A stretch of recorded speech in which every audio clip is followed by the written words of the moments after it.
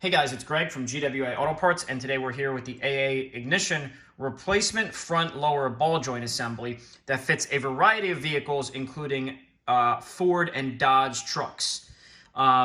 So this is a complete ball joint assembly here with the housing, the actual ball joint, and the shaft here.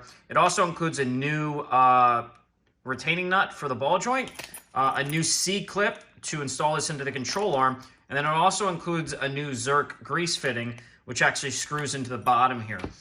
The installation on this is fairly straightforward, although depending on the age of your truck, you may have some issues getting the ball joint out because the spline over here tends to seize up in the cast iron control arm over time.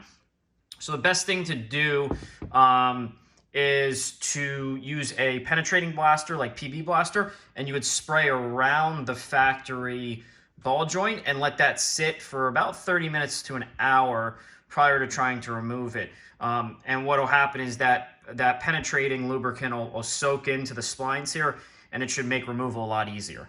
If you guys have any questions about the lower ball joint, anything to do with installation, if it's the right one for your vehicle, please feel free to reach out to us. We'll be glad to help.